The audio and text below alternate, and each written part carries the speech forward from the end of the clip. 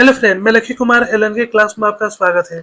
आज इस वीडियो में हम आपको अल्कोहल के बारे में बताने वाले हैं। तो वीडियो का स्किप मत कीजिएगा, वीडियो को शुरू से अंत तक देखिएगा। तो चलिए स्टार्ट करते हैं। अल्कोहल एल्किल हैलाइड को जलीय सोडियम हाइड्रोक्साइड गर्म करने पर अल्कोहल प्राप्त होता है। अब यहाँ आप देखिए, ये क्या है? मेथिल क्लोराइड है। जब इसको हम सोडियम हाइड्रोक्साइड जब गर्म करते हैं तो मेथिल अल्कोहल प्राप्त होता है। ठीक है। अब यहाँ आप देखिए, ये क्या है? एथिल क्लोराइड है। जब इसको हम सोडियम हाइड्रोक्साइड जब गर्म करते हैं तो क्या प्राप्त हो रहा है? एथिल अल्कोहल प्राप्त हो रहा है। ठीक है।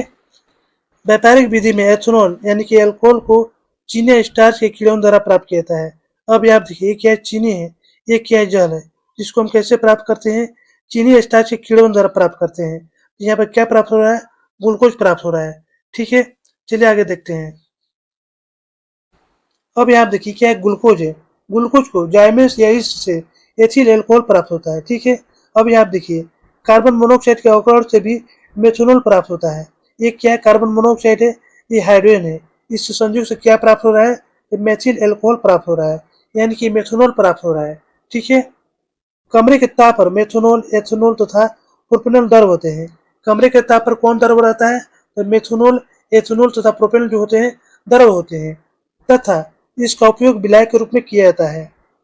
कम अणु भार वाले अल्कोहल जैसे मेथिल अल्कोहल, एथिल अल्कोहल एवं प्रोपिल अल्कोहल जल में विलय होते हैं।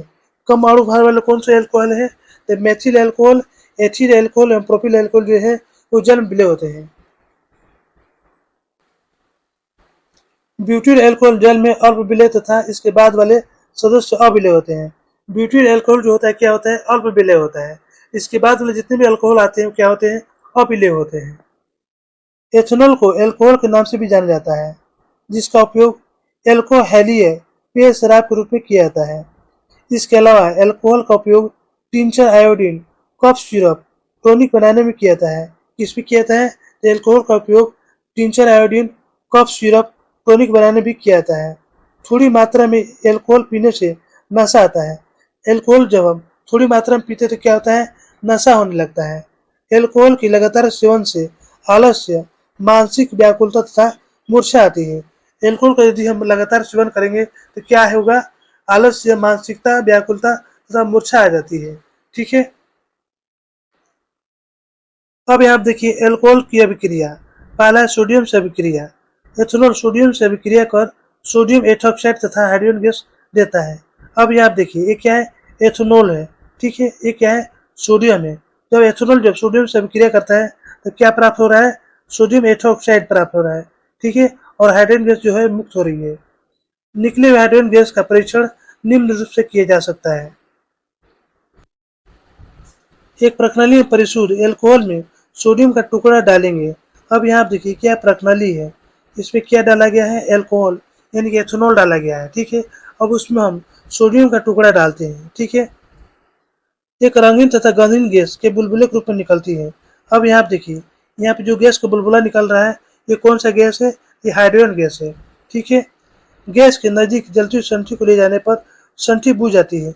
जब हम एक जलती हुई संठी को जब इस गैस के पास ले जाते हैं तो संठी जो है बुझ जाती है, परंतु गैस मन विस्फोट पोप ध्वनि के साथ जलने लगती है।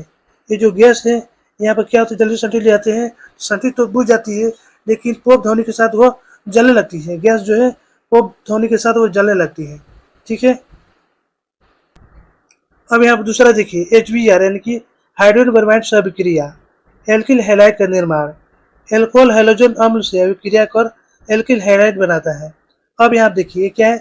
एथेनॉल यानी कि अल्कोहल है। अल्कोहल जब हैलोजन अम्ल से जब अभिक्रिया करता है तो क्या बनाता है? एथिल ब्रोमाइड बनाता है, यानी कि एल्किल हैलाइड बनाता है। ठीक है। अब यहाँ देखिए, एथेनॉल जो है फास्फोर क्लोराइड से अभिक्रिया कर एथिल क्लोराइड बना रहा है। ठीक है। अब यहाँ देखिए, ये क्या? एथेनॉल है यानी कि अल्कोहल है। ये फास्फोर क्लोराइड से अभिक्रिया कर क्या बना रहा है? एथिल क्लोराइड बना रहा है। ठीक है। अब यहाँ पर तीसरा देखिए, सांद्र सल्फ्यूरिक अम्ल से अभिक्रिया। ईथर का निर्माण। इसमें क्या हो रहा है? ईथर का निर्माण हो रहा है। एथेनॉल की अधिकता में यदि सांद्र सल्फ्यूरिक अम्ल को 140 डिग्री सेंटीग्रेड पर गर्म किया जाए तो डाइएथिल ईथर बनता है। अभिक्रिया 2 चरण में होती है। ठीक है। ये पहला चरण हो गया, ये दूसरा चरण हो गया। ठीक है। अब यहाँ देखिए, ये क्या? एथेनॉल है यानी कि अल्कोहल है। अल्कोहल को जब हम सल्फ्यूरिक अम्ल के साथ 100 डिग्री सेंटीग्रेड पर जब गर्म करते हैं तो क्या प्राप्त होता है? एथिल हाइड्रोजन सल्फेट प्राप्त होता है। ठीक है, अब यहाँ देखिए दूसरा चरण, ये क्या है? एथिल हाइड्रोजन सल्फेट है। जब इसको हम एल्कोहल के साथ 140 डिग्री सेंटीग्रेड पर गर्म करते हैं तो क्या प्राप्त होता है? डाई एथिल ईथर प्राप्त होता है। ठीक है, चलिए आगे देखते हैं।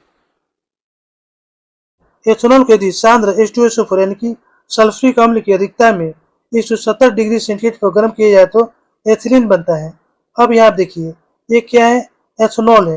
ये क्या है? सल्फ्यूरिक अम्ल है। जब एथेनॉल को सल्फ्यूरिक अम्ल के साथ 100 डिग्री सेंटीग्रेड पर गर्म किया जाता है तो क्या प्राप्त होता है? एथिल हाइड्रोजन सल्फेट प्राप्त होता है। ठीक है, अब यहाँ देखिए, ये जो एथिल हाइड्रोजन सल्फेट है, जब इसको हम 170 डिग्री सेंटीग्रेड पर गर्म करते हैं तो क्या प्राप्त होता है? एथिलीन प्राप्त होता है। इसे याद रखिएगा। चलिए आगे देखते हैं। अब यहाँ पे चौथा देखिए, ऑक्सीकरण। एथेनॉल अम्लीय पोटेशियम मैग्नीज ऑक्साइड से ऑक्सीकृत होकर एसिटाल्डिहाइड देता है। एसिटाल्डिहाइड पुनः ऑक्सीकृत होकर एसिटिक अम्ल बनता है। अब यहाँ देखिए क्या है? एथेनॉल है, यानी कि एथिल अल्कोहल है। एथिल अल्कोहल जो है पोटेशियम मैग्नीज ऑक्साइड से ऑक्सीकृत होकर क्या बना रहा है? एसिटाल्डिहाइड बना रहा है। ठीक है, अब फिर जो है पोटेशियम मैग्नीज ऑक्साइड से ऑक्सीकृत होकर क्या बना रहा है? एसिटिक अम्ल बना रहा है। ठीक है, चलिए आगे देखते हैं।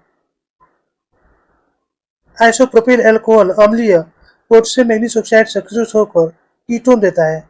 अब यहाँ आप देखिए क्या है? आइसोप्रोपिल अल्कोहल है। ये जो है पोटेशियम मैग्नीज ऑक्साइड से ऑक्सीकृत होकर एसीटोन दे रहा है। ठीक है, तो दोस्तों ये पर हमारा वीडियो समाप्त होता है। यदि हमारी वीडियो आपको अच्छी लगती है तो लाइक सब्सक्राइब जरूर कीजिएगा, बेल आइकन जरूर दबाइएगा जिससे नई वीडियो को नोटिफिकेशन आपको मिलता रहे। धन्यवाद।